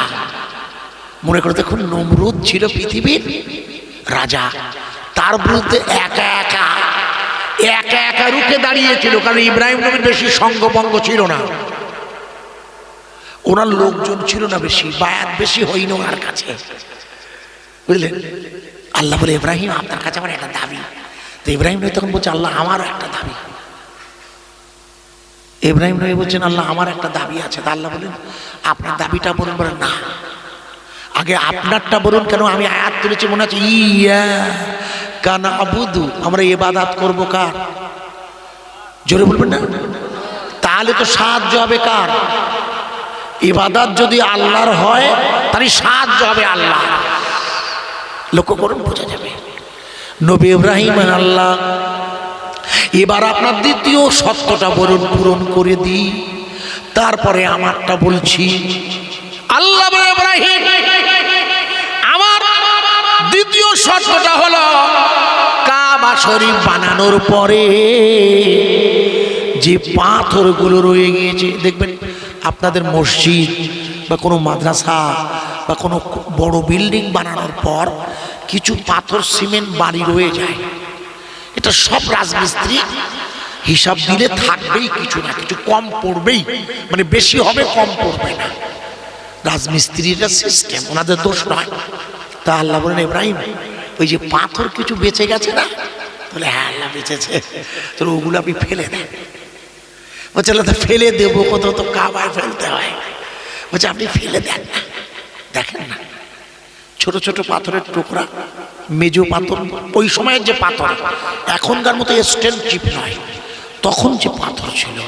ইব্রাহিম নবী করলেন কি, একটা ঝুড়িতে করে, মানে ঝুড়ি মানে বোঝানোর জন্য বলছি, ওই পাথরগুলো উনি এক জায়গায় স্টক করলেন, মানে জমা করলেন। উনি বললেন, আল্লাহ আপনি তো আমাকে হজের দাওয়াত দিতে বললেন, লোক নেই জন্যই দিলাম, আর এবার বলছেন পাথরগুলো ছুঁড়ে ফেলতে। এটা ছুঁড়ে ফেললে আপনার কাবাটা তো আবার ময়লা হয়ে যাবে। আপনি বলছেন আপনার নির্দেশ মেনে নেওয়া আমার জন্য ফরজ, তাই আমি আপনার নির্দেশ মেনে পাথরগুলোকে ছুঁড়ে দিলাম। আপনারা মনে করে দেখুন নবী ইব্রাহিম আলাইহিস সালাতু ওয়াস সালাম সেদিন যে পাথরগুলো ছুঁড়ে মেরেছিল সেই পাথরের একটা টুকরা অযোধ্যার মাটিতে এসে পড়েছিল, একটা টুকরা রাধানগরে এসে পড়েছিল, একটা টুকরা ওই হাড়োয়ার নদীর ওই যে জায়গা হুজুর রওজা ওইখানে এসে পড়েছিল। তার মানে হলো পৃথিবীর গোটা বিশ্ব যেখানে যেখানে ওই পাথরগুলো ছুঁড়ে দিয়েছে ইব্রাহিম নবী, আল্লাহ শূন্যে ভাসিয়ে যে পাথরগুলো গোটা পৃথিবীতে ছড়িয়ে দিয়েছে সেখানেই সেখানেই আল্লাহর মসজিদ তৈরি হয়েছে আর কিয়ামত পর্যন্ত হবে। হুজুর মাথায় লাগলে আমার দৌড় দিও না। যেখানে যেখানে মসজিদ হয়েছে আর যেখানে এখনো বাকি আছে, তাহলে মসজিদ কার ঘর? শুধু আল্লাহর কেন, আল্লাহর প্রথম ঘর কাবা, কাবার সাথে সম্পর্ক। ইস, গুলিয়ে ফেলছেন কেন? আল্লাহর প্রথম ঘর কোনটা? ওটা তো আল্লাহর ঘর। আল্লাহ নিজে বলছে এটা হচ্ছে আমার ঘর। আল্লাহ বলেছেন যে এটা সেই ঘর। আর আপনাদের এই বাড়িতে রাধানগরের মসজিদ সেই একই। ওই মসজিদে বাবরি আজ হলো 5ই ডিসেম্বর, আগামীকাল জলসা আছে যেখানে, বা আগামীকাল এর পরে যে জলসা আছে রাত 12টা হলে 6ই ডিসেম্বর হবে। মনে করে দেখুন 1992 সালের 6ই ডিসেম্বর ওরা মসজিদে বাবরিটা ভেঙে দিয়েছিল। অথচ ওই মসজিদে বাবরিটা তৈরি করেছিল যিনি, সবাই তার নাম জানেন, বলে জহিরুদ্দিন মোহাম্মদ বাবর। না না না না না না, আপনারা আসলটা জানেন না। বাবুর মসজিদ বানাই নাই, বাবরের সেনাপতি মীর বাকি বানিয়েছিল। বাবর তো মোটে 6 বছর বেঁচে ছিল ভারতে এসে। মনে করে দেখুন 1526 সালে যখন পানিপথের প্রথম যুদ্ধ হয়, ইতিহাস মনে নেই আপনাদের? জহিরুদ্দিন মোহাম্মদ বাবরকে ইব্রাহিম লোদির শতাতো ভাই দৌলত খা লোদি ওনাকে নিমন্ত্রণ করে ডেকে আনে। মনে করে দেখুন যুদ্ধ করার জন্য। সেই সময় ভারতবর্ষে যিনি আল্লাহর ওলি ছিলেন, নাম হলো তার শাহ আবু আলী কালান্দার রহমাতুল্লাহ আলাইহি, যিনি পানির উপরে দাঁড়িয়ে আল্লাহর জিকির করত। জানা আছে কিনা? হ্যাঁ না বল। মিনিমাম জ্ঞান লাগে, লেখাপড়া না জানলে ওয়াজ বোঝা যায় না। সাবু আলী কালান্দার পানির উপর দাঁড়িয়ে জিকির করতেন। শুনে নেন, হয়তো আলী কারমানের জিসাকে অনুরোধ করে আমি উঠে যান, লম্বা খায় না। আমি বলতে বসে আমি মূল জায়গায় ঢুকবো। হারোয়াই মসজিদ এসেছে, দেবালয়ের নাম হয়েছে বেড়া চাপা। আমি আপনাকে শোনাবো ছোট্ট করে, যেটা রাখছিলাম বোঝানোর জন্য, তাহলে মাথায় ঢুকবে না। সেদিন মসজিদ ভালো করে শুনে নিন ভাই। আমার ওয়াজ বোঝা যাচ্ছে কি ভাই? যখন ইব্রাহিম লোদির সাথে দৌলত খা লোদির লড়াই হয়েছিল, আপনাদের স্কুলে ক্লাস 5-এর বইতে পড়ে দেখবেন, ওটা পাল্টে দিচ্ছে এখন অবশ্য। সেই যুদ্ধের নাম ছিল 1526 সালের পানিপথের প্রথম যুদ্ধ। ওই যুদ্ধে বাবর প্রথম কামান ব্যবহার করে। মনে করে দেখুন, যুদ্ধ করার আগে উনি এসেছিলেন কার কাছে? ওই শাহ আবু আলী কালান্দার রহমাতুল্লাহের কাছে। শাহ আবু আলী কালান্দারকে এসে বলে, হুজুর আমি ভারত এসেছি। আমার বাড়ি কোথায়? আমার বাড়ি ফরঘানায়, কাবুল পেরিয়ে ফরঘানা। আমি ওখান থেকে এসেছি। এই যুদ্ধে যদি হেরে যাই আমার টাকা পয়সা দেবে না, আপনি দোয়া করবেন যেন জয়লাভ করতে পারি। মনে করে দেখুন দৌলত খা লোদি বাবরের সহযোগিতায় জয়লাভ করেছিল। উনি জয়লাভ করার পর মুখস্থ করেন, উনি জয়লাভ করে এবার টাকা পয়সা নিয়ে ফিরে যাবে। কন্ট্রাক্ট যা ছিল দিয়ে দিয়েছে, ফিরে যাচ্ছেন। যাওয়ার আগে কিছু টাকা পয়সা নিয়ে উনি শাহ আবু আলী কালান্দারের দরবারে এসেছেন।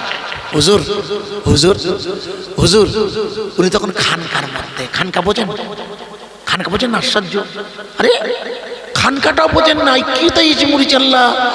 এলমে মারেফাতের কারখানার নাম হচ্ছে খানকা, আর এলমে শরিয়াতের কারখানার নাম হচ্ছে মাদ্রাসা। এটা কিছু যায় না, কি মুশকিলে পড়ে গেলাম। মাদ্রাসাগুলো হচ্ছে শরিয়াতের কারখানা, আর অলিদের খানকা হচ্ছে মারেফাতের কারখানা। আল্লাহু আকবার, আল্লাহু আকবার। তো বলে হুজুর উনি খানকার মধ্যে আছেন, বেরিয়ে এসছে। শরীফ জিকির করছে, বলছে কি হয়েছে? বলে আমি এসছি ঘরখানা থেকে। বলে যুদ্ধে তো জয়লাভ করেছেন, যান চলে যাবেন। জি হুজুর, আপনাকে কিছু হাদিয়া দেবে? না, আমার টাকা পয়সা দিতে না, এই চিঠিটা নাও, চিঠিটা নাও। চিঠিটা নিয়ে বলছে হুজুরে তো লিখেছেন আপনি দিল্লির দৌলত কা লোদির কাছে দিতে। বলে হ্যাঁ, দৌলত কা লোদি শাসন করতে পারবে না, এত বড় ভারত, দৌলত কা লোদির ক্ষমতা নেই, আমি তোমার উপর দায়িত্ব দিলাম। মনে করে দেখুন, দৌলত কা লোদি ছিল ভারতের শেষ স্বাধীন সুলতান ইব্রাহিম লোদির ভাই। ইব্রাহিম লোদি নাম শোনেননি? তারপরে মোগল সম্রাট শুরু হয়, আর ভারতের প্রথম মোগল সম্রাট জহিরুদ্দিন মোহাম্মদ বাবর বললেন, বাবর আপনি ভারতবর্ষ থেকে চলে যাবেন না, আমি আপনাকে সিংহাসনে বসাচ্ছি। তো বলে হুজুর আমি যাচ্ছি। ও মানবে? বলে হ্যাঁ, আমার কথা লিখে দেবে। বলবে আপনার পীর সাহেব পাঠিয়েছে। দৌলত কা লোদি মেনে নিয়েছিল বাবরকে। উনি লিখলেন যান, আপনি যান, আপনি আমার যে হাদিয়া দিচ্ছেন, এই হাদিয়া দিয়ে সূর্য নদী থেকে 7 কিলোমিটার দূরে একটা জায়গা আছে, নাম তার অযোধ্যা, ওখানে একটা মসজিদ বানাবেন। জোরে বলুন, আরো জোরে। সূর্য নদী থেকে 7 কিলোমিটার দূরে জায়গার নাম অযোধ্যা, ওখানে একটা মসজিদ বানাবেন আপনি। বুঝতে পারছেন? খালি বলেছিল কে? দেখো তিনি পীর সাহেব না, এটা কি রে বুঝতে পারছেন না? কিনে মুশকিল পড়ে না। যেখানেই পীর সাহেব সেখানেই মসজিদ মাদ্রাসা, সেখানেই খানকা। বাবর করেনি এসব, কি যায় না, আপনার মুশকিল। জহিরুদ্দিন মোহাম্মদ বাবরকে বললেন টাকা আমায় দিতে হবে না, হাদিয়া। মনে করে ওনার সেনাপতির নাম ছিল মীর বাকি, ওনার সেনাপতি। যাই হোক ভাই, ছোট্ট একটা কথা আপনাদের জিজ্ঞেস করবো, কিছু মনে করবে না জানেন। বলুন তো 2022 মনে করে দেখুন, 2023 সালে বর্তমান কেন্দ্রীয় সরকার ওখানে রাম মন্দির বানিয়েছিল, ঠিক না বেঠিক? জোরে বলে কোন জায়গায়? না না, মসজিদে বাবরির ভাঙা জায়গায়, অযোধ্যা। ঠিকই আছে, কিন্তু আসলে ওটা মসজিদে বাবরি। ওই বাবরির মসজিদের ভিতের তলায় কি পড়ে আছে? নাউজুবিল্লাহ, নাই কাবার পাথর না? এ তো কি মুশকিলে পড়ে গেলাম, মহাজানায় পড়লো এখানে এসে। কিছুই আমি বলতে পারছি নাকি? কাবার পাথরটা ওখানে পড়িনি, আর কাবার পাথর পড়িনি। না না না না, ভুল টুল পরে। আমি যেটা আগে জিজ্ঞেস করছি, ওই ওই ওই হাড়োয়া হুজুর যখন ওখানে এসেছিলেন, মসজিদ ছিল, ও নদীটার নাম কি? এই দেখো, ওটা জানে না, বিদ্যা ধরে সরস্বতী, আর এক নাম বিদ্যা, মুন্ডু পাগলা। ওখানে কোনো মসজিদ ছিল না, কিছুই ছিল না। ওখানকার আসল নাম ছিল দাইগঙ্গা, আসল নাম। হ্যাঁ দাইগঙ্গা, তা এখন হয়েছে দেগঙ্গা, পাগলা। ইতিহাস জানেন না, লম্বা করছে না, ছোট্ট করে বলছি। ডাকছিলাম হজরতে মনে করে দেখুন, যে জায়গায় এবারে রাম মন্দির হয়েছে 2023 সালের জানুয়ারিতে, 2024 লোকসভার ভোট হয়েছে। আপনার হ্যাঁ না বলুন, এই 2024 লোকসভা ভোটে ওই অযোধ্যা যে লোকসভা কেন্দ্রের মধ্যে পড়ে, সেই জায়গায় বিজেপির প্রার্থী হেরেছে না জিতেছে? জোরে বলুন। জায়গাটার নাম হচ্ছে ফৈজাবাদ। কি নাম? আপনাদের কি কোন লোকসভা? বসিরহাট। আপনার বসিরহাট। ওয়াল্লাহ আমার এত দূর। ওরাল্লাহ হাজি নুরুল মারা গেছে, খুব ভালো মানুষ, আমার সাথে খুব বন্ধু, আমার চেয়ে বয়সে ছোট উনি। প্রথমবার যখন 2009 ওনাকে প্রার্থী করে, 2009 বামফ্রন্টের সংগ্রাম দেখুন, আমার কাছে প্রথম ফোন করে নুরুল ইসলাম হাজি সাহেব, বলে মশাই ভোটে দাঁড়িয়েছি, দিদি উনি আমার বসিয়াটে দিয়েছে, ওই দেয় বসিয়াটে আর এ বাদ দেয়, সন্দেশখালী ঝামেলা, তুই পার্কে যা, মরে যা। যেটা বলছিলাম ভুলে যাবেন, তাহলে আমরা আপনার বসিরহাট খুব ভালো হয়েছে, এক জায়গার লোকসভা। তো যেটা বলছিলাম ও জায়গাটার নাম হচ্ছে ফৈজাবাদ। কি নাম? আর যেখানে মসজিদ ভেঙেছে নাম অযোধ্যা। দেখুন অযোধ্যার হিন্দুরা, ফৈজাবাদের হিন্দুরা কিন্তু বিজেপিকে মন্দির তৈরি করার জন্য ভোট দেয়নি, ঠিক কিনা? বুঝতে হবে, প্র্যাকটিক্যাল আমি হিসেব দিচ্ছি, লক্ষ্য করো। জায়গাটার নাম কি বললাম? ফৈজাবাদ। ফৈজাবাদ, ফয়ইকার বর্গের জয়কার ফৈজা, ফয়েজ থেকে ফৈজা উৎপত্তি, ফয়েজ থেকে কি থেকে? আমি কিন্তু ওয়াজে বলেছিলাম, মনে নেই, আমি আমার কলবের দিকে মোতাওয়াজ্জা, আমার কলব জনাব পীর সাহেবের কলব ছিল আল্লাহ তাআলা থেকে আমার কলবে আল্লাহ যেখানে ফয়েজ আসুক বলেছিলাম, মনে নেই, সে ভুলে বসে আছে, মুশকিল হয়ে যাচ্ছে না বুঝতে পারলে। ফয়েজ আসুক, ফয়েজ মানে আধ্যাত্মিক নূর, ফয়েজ মানে কি? আধ্যাত্মিক নূর আসুক আমার কলবে, এটা আমাদের নিয়ে ভালো করে শুনবেন। এই আধ্যাত্মিক নূর মানে জ্যোতি, ফয়েজ। ভালো করে দেখুন, এবার মনে করে দেখুন, আপনাদের মনে নেই বলে আমি মনে করিয়ে দিচ্ছি। আবার আদম আলাইহিস সালাতু ওয়াস সালাম জান্নাত থেকে আল্লাহর নির্দেশে এই ভারতে নেমেছিল, মনে করে দেখুন। এখান থেকে হেঁটে হেঁটে লোহিত সাগরের তীর ঘেঁষে উনি যখন পৌঁছান আরাফাতে, 350 বছর হয়ে গেছে, মা হাওয়ার সাথে দেখা হলো। দুজন স্বামী স্ত্রী, তো জান্নাতে বিয়ে হয়েছিল কিন্তু মিলন হয়নি, মিলন হবার আগেই শয়তান আরম্ভ করে দিয়েছিল। তো বললে হাওয়া আর আদমের আল্লাহ চাইছিল ওনাদের দুজনের মিলন হবে, আর প্রত্যেক মিলনে দুটো করে বাচ্চা। কটা? একটা নাম হাবিল, একটা নাম কাবিল। হাবিলের সাথে লিউজা, কাবিলের সাথে আকলিমা। প্রত্যেকবার একটা ছেলে একটা মেয়ে। একবার শুধু মা হাওয়ার গর্ভে আদম নবী 950 বছরের বেঁচে ছিল। আদম নবী আলাইহিস সালাম একবার মা হাওয়ার গর্ভে আল্লাহর হুকুমে শুধু একটা ছেলে এলো, একটা ছেলে। এবার আর দুটো না, কোনো মেয়ে না। আল্লাহ বলেন, আদম এই যে ছেলেটা তোমার হয়েছে এ নবী হবে, এই জন্য এর সাথে কোনো আমি মেয়ে দেইনি, আর এই কারণের বিয়ে হবে না। আপনি যেন বিয়ে দেবেন না, মেয়ে নেই, দেবেন কোথাতে? এই জন্য আমি ওকে নবী করে দিচ্ছি, জান্নাতের বিয়ে হবে হুরেদের সাথে, আপনি টেনশন করবেন না। সব আগের তো আমি গুছিয়ে দিচ্ছি। আপনার ছেলে নবী। আদম নবী বললেন, শীষ বাবা, আল্লাহ তোমাকে নবী করেছে। তাই নবী এত সস্তা? বলে হ্যাঁ। বলে কি করতে হবে? বলে পড়তে হবে। কি পড়ো? লা ইলাহা ইল্লাল্লাহ। উনি পড়ছে লা ইলাহা ইল্লাল্লাহ আদম সফিউল্লাহ। আদম নবী বলছে, না তো মহা মুশকিল, আমার নাম না, তোমাকে পড়তে হবে লা ইলাহা ইল্লাল্লাহ মুহাম্মাদুর রাসূলুল্লাহ। নবী শীষ বললে, আব্বা এই নাম তো জানি না। আদম নবী বললে, আমার জন্মানোর 1000 বছর আগে আল্লাহ এই নামটাকে তার নামের সাথে জুড়ে দিয়েছে, এ হলো মুহাম্মাদুর রাসূলুল্লাহ। তোমাকে ওই নবীর উপরে ঈমান আনতে হবে, তা না হলে নবুয়তের খাতা থেকে নাম কাটা যাবে। নবী শীষ পড়ে নিল, লা ইলাহা ইল্লাল্লাহ মুহাম্মাদুর রাসূলুল্লাহ। আদম নবী বলে, খোকা এবার তুমি নবী হয়ে গেছো, তুমি নবীর প্রচারে আমি যে দেশ থেকে এসেছিলাম সেই দেশের মাটিতে যাও, জায়গাটার নাম হলো ভারতবর্ষ।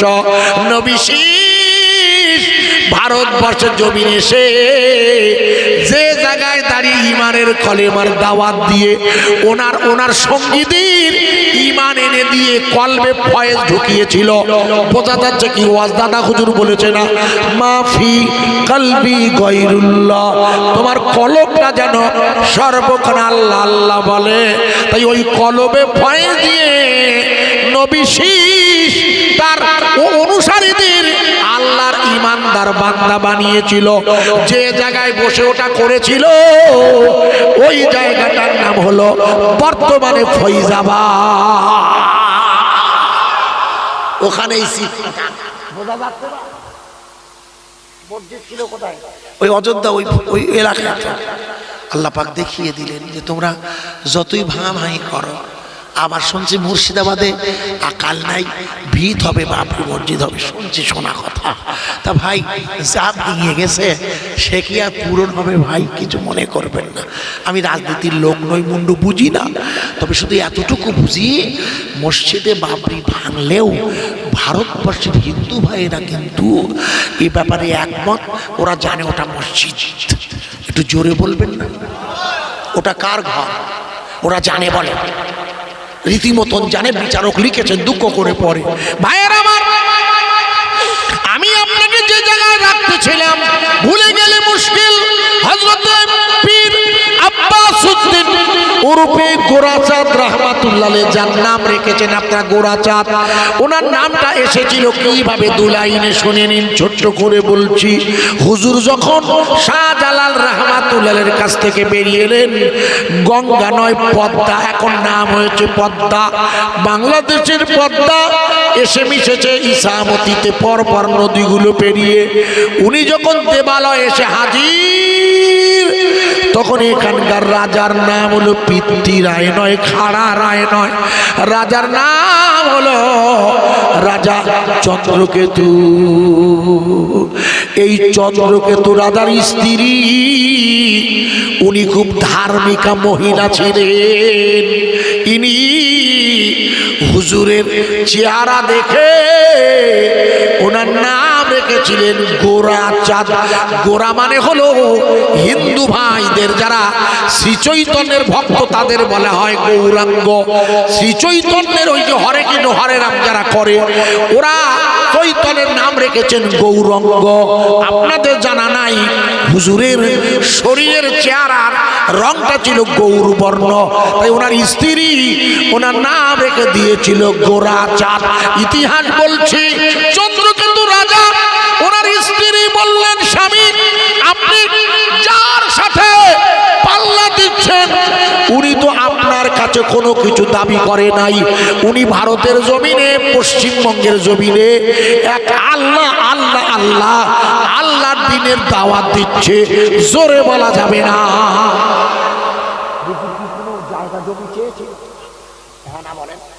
আমাদের কাছে এসে বলেছিল তখন যারা ছিল আমাদের বাপ দাদা, যে তোমরা আমার টাকা পয়সা দাও, আমি খাবো। কোনো আল্লাহর উনি কোনোদিন কারো কাছে হাত পেতেছে? হ্যাঁ না বলেন।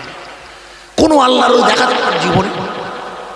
কোনো আল্লাহর ওলি আজ পর্যন্ত কখনো? হ্যাঁ, আপনি আল্লাহর ওলিকে হাদিয়া দেন, সুন্নত, ওটা সুন্নত, কিন্তু হাদিয়া দেওয়া ওটা ভালো কাজ, ওটা গোপনে দিতে হয়।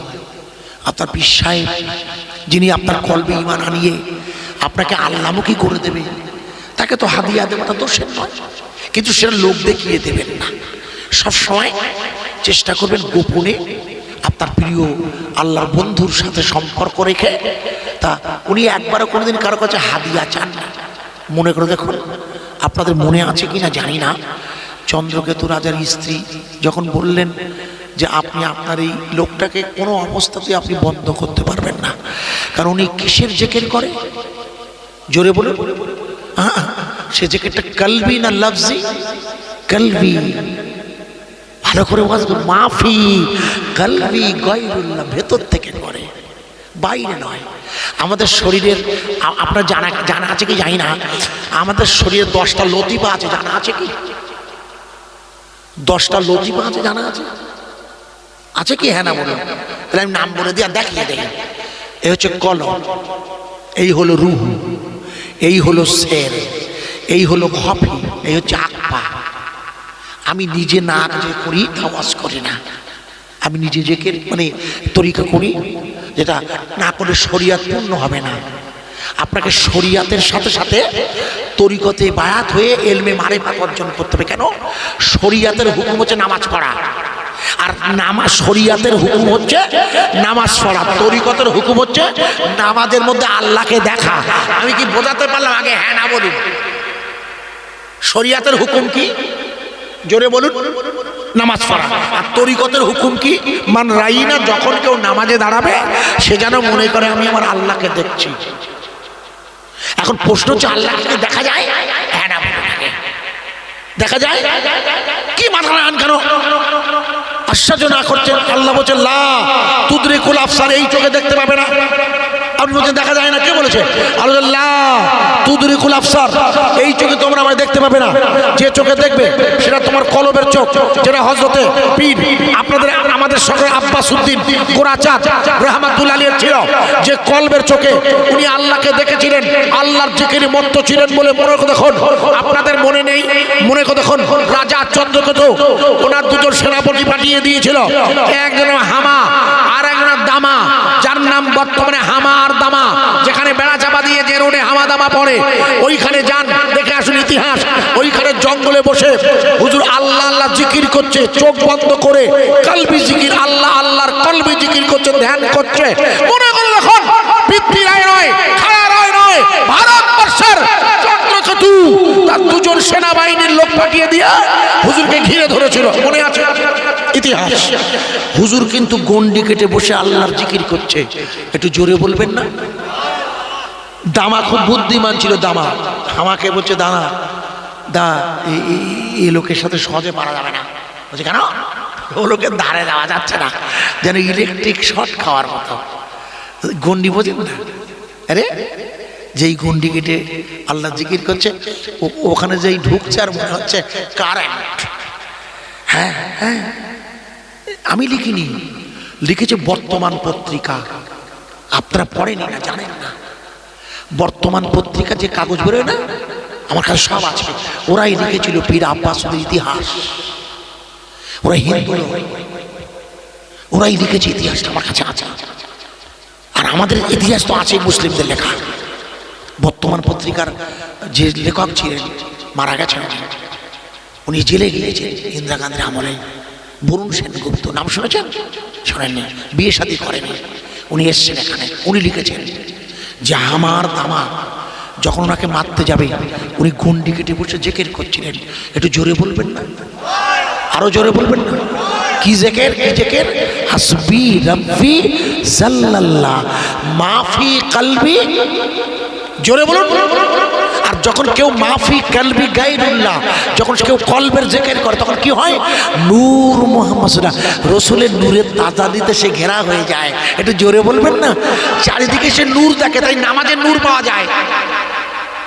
হ্যাঁ, নামাজের নূর পাবে, নূর পাবে। নামাজ পড়ছেন, নামাজ পড়ছেন, আল্লাহু আকবার। আল্লাহ, এই চোখে তো আল্লাহ দেখা যাবে না। আপনি দেখবেন এই চোখে, কিন্তু মাথায় থাকবে তো, এই চোখে দেখা যাবে না। আল্লাহ বলেছে লা তুদরিকুল আবসার। তো হুজুর চোখ বন্ধ করছে, ভালো করছেন। হুজুর চোখ বন্ধ করে আল্লাহ আল্লাহ জিকির করছে। কারেন্টের মতো হামা বললে, দাদা দামা হুজুরকে ডাকি, হুজুর হুজুর। হুজুর চোখ চেয়েছে, কি? হুজুর আমাদের বেয়াদবি হয়ে গেছে, আপনি আমাদের ক্ষমা করেন। হুজুর আল্লাহওয়ালা মানুষ তো, ক্ষমা হচ্ছে ইসলামের সবচেয়ে বড় একটা নিয়ামত। রসুল পাকের বিরুদ্ধে যারা এত অত্যাচার করেছে, হুজুর তাদের ক্ষমা করেছেন। জোরে বলুন। হুজুর কোনোদিন বদদোয়া করেন। আমাদের অনেকে দেখেছি বদদোয়া করতে। কেউ যদি রেগে যায় বদদোয়া করে, আল্লাহ খায় হোক, একদম বলা যাবে না। আমার কথা বুঝতে পেরেছেন? কেউ বলবেন না, কারণ পারিবারিক জীবনেও না, সাংসারিক জীবনেও না আপনার অসুবিধা হতে পারে, বদদোয়া করবেন না। তা হুজুর বললেন কি হয়েছে? ওরা হুজুরের কাছাকাছি ঢুকলো, যে কারেন্ট যে তার ঢুকতে পারছে না, তো বলছে দাঁড়ান। হামা কোলের কাছে গিয়েছে, দামাকে বলে আমি যখন কথা বলবো তুই পিছন দিকে লাঠির বাড়ি মারবি। ইতিহাস আছে। হুজুর কথা বলছে হামা, আর দাবা লাঠির বাড়ি মেরেছে, মেরে ওনাকে অজ্ঞান করে রক্ত পড়ে গেছে। আর রক্ত আল্লাহ আল্লাহ আল্লাহ, জোরে বলবেন না? আমাদের শরীরে 10টা লতিফ আছে বলেছিলাম, মনে আছে? বলে নাম আবার শোন। কলব, রুহু, শের, খফি, আকবার, নাফস, একে বলে সুলতানুল আসকার। হুজুরকে বলে এলে জিজ্ঞেস করবেন, পীর সাহেব হুজুর এলে জিজ্ঞেস করবেন, এর নাম সুলতানুল আসকার। সুলতান আসকার মানে জেকেরের রাজা। শরীরের অঙ্গ প্রত্যঙ্গ, আগুন, পানি, মাটি আর হাওয়া আমাদের শরীরের ভিতরে আছে, জানেন তো? আব, আকাশ, বাত, খাক বলা হয়। আমাদের প্রত্যেকের ভিতরে আছে 10টা। ওই বলবে আল্লাহ আল্লাহ আল্লাহ। আপনাদের মনে আছে হজরতে, আপনাদের মনে নেই, ইমাম হুসাইন রাদিয়াল্লাহু আনহুকে সীমার যখন, সেদিন ছিল শুক্রবার, জুমার নামাজ পড়তে দেয়নি, 2 রাকাত জোহরের কসর নামাজ পড়তে দিয়েছিল। মনে করে দেখুন, উনি 2 রাকাত কসরের নামাজ যখন পড়ছে, সীমার বাহিনী এত তীর মেরেছিল, একটাও তীর ইমাম হুসাইনের গায়ে লাগে না, একটাও লাগেনি। সীমার ঘাবড়ে গেছিল। হুজুর কি করেছিল? হাতে জুলফিকার তলোয়ার নিয়ে ফোরাত নদীর তীরে পৌঁছে গেছিল। যে ফোরাত নদী 20,000 ইয়াজিদ বাহিনী ঘিরে ধরেছে, উনি ফোরাত নদীর তীরে গিয়ে আসলা কেটে পানি গালে দেবে। অন্যের মায়ের আওয়াজ, আরে হোসেন, খবরদার ওদের দেবা পানি খাবে না, তোমার নানু তোমার জন্যে আবে কওসারের পানি নিয়ে অপেক্ষা করছে। ইমাম হোসাইন অন্যমনস্ক হয়ে গেছিল। 50 বছর পরে মা ডাকছে, কারণ মা ফাতেমা তো জোহরা পর্দা নিয়েছিল 11 হিজরিতে, কারবালার যুদ্ধ হয়েছিল 61 হিজরিতে। 50 বছর পর মা তার ছেলেকে ডাকছে, উনি অন্যমনস্ক হয়ে গেছিলেন। সীমার দেখল এই সুযোগ, উনি তীর মেরেছিল, তীর আড়াআড়ি ওনার কণ্ঠনালী ভেদ করেছিল। উনি তীরটা হাত দিয়ে টেনে বার করবে, সীমার বলেছিল কে আছো, ওর মুন্ডুটা কেটে না। কিন্তু মনে করে দেখুন, রসুলের চুম্বন দেওয়াই গলা, তলোয়ার কাটছিল না। মনে করে দেখুন, আপনাদের মনে নেই? তলোয়ার কাটছে না, হুজুর এই গলায় চুমু দিয়েছে তো কিছুতেই কাটছে না, পশম কাটছে না, শরীরের হাড় কাটছে না, জোর করে মুন্ডুটা টেনে ছিঁড়ে দিয়েছিল। মনে করে কাটা মুন্ডু দূরে গিয়ে মাটিতে পড়ে বলছে আল্লাহ আল্লাহ আল্লাহ। আর লাশ মুবারককে 10 জন ঘোড়সওয়ার লাশের উপরে উঠে লাশের কোষ আর হাড্ডি মাটির সাথে পুঁতে দিয়েছিল। কারবালার ময়দানে ইমাম হোসেনের টাটকা লাশ ওরা মাটিতে পুঁতে দিয়েছিল। আর ওই লাশের ভিতর থেকে আওয়াজ আসছে, আর হাড্ডি রক্ত, আল্লাহ আল্লাহ আল্লাহ। একটু জোরে বলা যাবে না? নারায়ে তাকবীর, নারায়ে তাকবীর, নারায়ে তাকবীর, নারায়ে তাকবীর। পীর আব্বাসউদ্দিন হুজুরের স্মরণে ইসলে সওয়াব, ফুরফুরা শরীফ, ফুরফুরা শরীফ। আরে জোরে বলেন ফুরফুরা শরীফ। আমি বিদায় নেব ভাই সব। হুজুর আব্বাসউদ্দিনের শরীর দিয়ে রক্ত ঝরছে, রক্ত বলছে আল্লাহ। ওয়াজ বোঝা যাচ্ছে কি? হুজুর অজ্ঞান হয়ে আছে। হ্যাঁ, সেই সময় মনে করে দেখুন, পাশের একটি বাড়িওয়ালা, নাম তার হারু ঘোষ। বাড়িওয়ালার নাম কি? ওর একটা গরু ছিল। ওরা 2 ভাই, হারু ঘোষ আর কালু ঘোষ। ওরা 2 ভাই, ওদের একটা গরু ছিল। গরুটা শিকল দিয়ে, মানে দড়ি দিয়ে বাঁধা। ওই বাঁধা গরুটা কট করে দড়ি ছিঁড়ে হুজুর অজ্ঞান হয়ে আছে। ওরা মেরেছে তো, এসে বাঁট দিয়ে হুজুরের গালে দুধ খাওয়াচ্ছে। একটু জোরে বলবেন না? বাট বোঝেন তো? গরুর বাট লজ্জা করবে না, বোঝানোর জন্য বলছি। আমরা যেমন মায়ের দুধ খেয়েছি, তেমন রকম ওই দুধের মতন গালের কাছে ধরেছে। একটু জোরে বলবেন না? ভাই, এ খাওয়ানোর দায়িত্ব কার ভাই? মেরেছে ওরা, আবার খাওয়াচ্ছে ওদের বাড়ির লোক। চিল্লে বলবেন না? হারু ঘোষ আর কালু ঘোষ সকালবেলা উঠে দেখে গরুর দুধ নেই বাটে। বলে দুধ চাই কোথায়? বলে সত্যি তো। রাতের বেলা 2 ভাই পাহারা দিচ্ছে। গভীর রাত, হঠাৎ দেখে গরুটা দড়ি কেটে কাট। হামার দামা 2 জন দৌড়ে গিয়েছেন। বেড়া চাপা নাম, আগে ছিল দেবালয়। হুজুর চাপা ফুল ফুটিয়ে নাম করেছিল বেড়া চাপা। চন্দ্রকেতু রাজার স্ত্রী ঘরের ভিতর থেকে বলছে, তোমরা আমার আব্বাসউদ্দিন গোরাচাঁদকে মারতে পারো নি। এ হামা, এ দামা, তোমরা মিথ্যা বলছো। যাও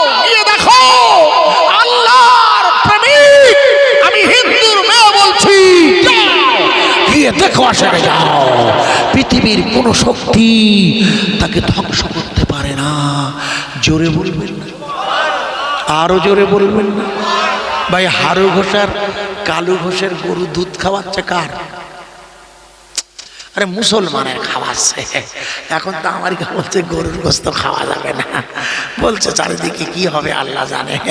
তবে করোনার সময় আলহামদুলিল্লাহ খেয়েছিলেন বলে বিজ্ঞানীরা বলছে যে মুসলমানরা সুস্থ ছিল, কারণ আমাদের করোনা রোগ কম হয়ে এলো বলে চাচা, ঠিক না? বটুন খুব কম, মানে হয়নি বলা যায়, যা দুটো একটা হয়েছে বুড়ো টুড়ো হয়তো এদিক ওদিকে কম হয়েছে, আল্লাহ পাক হেফাজত করেছে। তো উনি বললেন যে যাও দেখে এসো।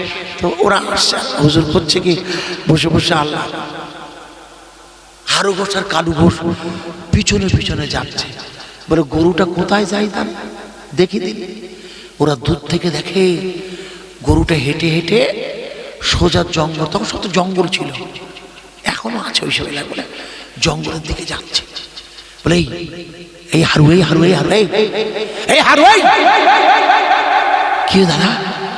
ওই গরু যাচ্ছে দেখ। বলে যাচ্ছ,